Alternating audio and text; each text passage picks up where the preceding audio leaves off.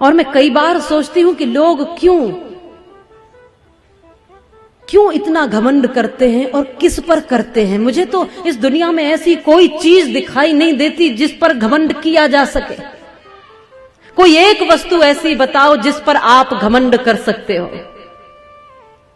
प्रभु का नूर जो देखे वही इंसान होता है, और जो भरता पेट है केवल वो तो हैवान होता है। जानता है कि मौत एक दिन मुंह के बल गिराएगी, न जाने फिर भी क्यों इंसान को अभिमान होता है। इस शरीर पर अभिमान करते हो तो कभी उन बुजुर्गों को देख लेना जिनकी कमर झुक गई है और जिनके चेहरे पर झुर्रियां पड़ गई हैं। कभी वो भी बड़े इतराते थे इस शरीर पर। यदि कभी अभिमान आए जवानी का तो बुढ़ापे को देख लेना। ये दुनिया खुली पड़ी है, आपका अभिमान थोड़े ही पल में चूर हो जाएगा। बल पर घमंड करते हो तो एक दिन के बुखार में पीले पड़ जाते हो। जरा सोचो उस समय बल कहां चला जाता है। लक्ष्मी पर अभिमान करते हो तो ये लक्ष्मी आज तक किसी की नहीं हुई भगवान विष्णु के सिवाय।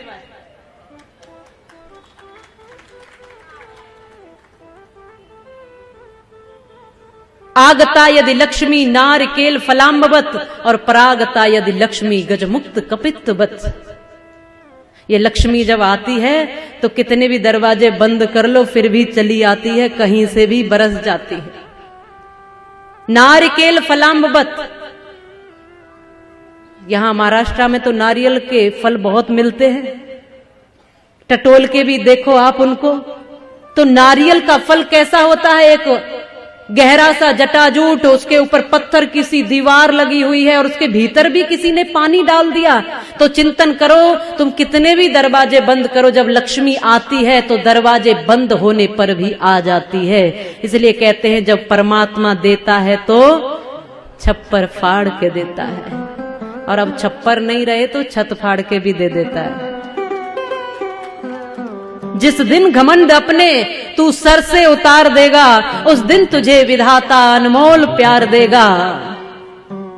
उसके सिवाय जग में दाता न और कोई, और देने पे जब वो आए तो बेसुमार देगा। पर जिस दिन घमंड अपने तू सर से उतार देगा। परागता यदि लक्ष्मी गजमुक्त कपित्तवत। यदि लक्ष्मी जाती है तो भी ऐसे समझ लो कि कैथ का फल, हाथी उसको साबुत निगल जाता है। कैथ का फल देखा होगा, हॉकी के गेंद के जैसा होता है। जब हाथी उसको निगलता है तो ऐसे ही निगल जाता है, और जब वो उसकी लींद के द्वारा निकलता है तो बिना टूटे, बिना फूटे, बिना चटके निकलता है। पर जब आप उसको तोड़कर देखोगे तो उसके पेट में भीतर ही भीतर उस फल का गूदा समाप्त हो जाता है। ऐसे ही लक्ष्मी जब जाती है तो कहीं से भी निकल जाती है। इस पर अभिमान करने की जरूरत नहीं है, इस पर अहंकार मत करो। ये किसी की नहीं हुई, क्योंकि अच्छे अच्छे लोग बैठे रह जाते हैं। जब नोटबंदी हुई तो सब बैठे रह गए। ये जब जाती है तो ऐसे ही जाती, किसी ने सोचा भी ना होगा। अकस्मात जब वो देता है तो भी छप्पर फाड़ के, और लेता है तो भी बिना बताए चुपचाप ले लेता है। और जो आने वाला और जाने वाला है, ऐसी वस्तु पर अभिमान क्या करना। आज है तो उसका सदुपयोग करो, और कल ना भी हो तो उसकी चिंता मत करो। सुखी वही रह सकता है जो उम्मीदें नहीं करता, केवल अपना कर्म करता है।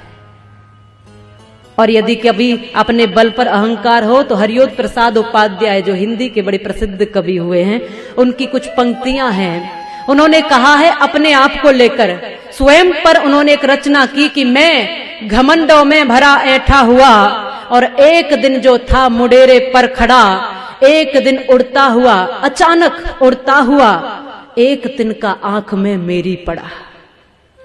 मैं झिझक उठा, हुआ बेचैन भी, लाल होकर आंख भी दुखने लगी। मूठ देने लोग कपड़ों की लगे, ऐंठ बेचारी दबे पांव भगी। तब अक्ल ने यूं मेरी मुझे ताने दिए, ऐंठता तू किस लिए इतना रहा, एक तिनका है बहुत तेरे लिए, एक तिनका है बहुत तेरे लिए। एक तिनका आंख में पड़ जाए तो कैसे हो जाते हैं। जरा सोचो, इस अस्थिर बल पर क्या अहंकार करना। जब जिंदगी को असलियत में जीने लगोगे तो कोई वस्तु आपको अहंकारी नहीं बना सकती है।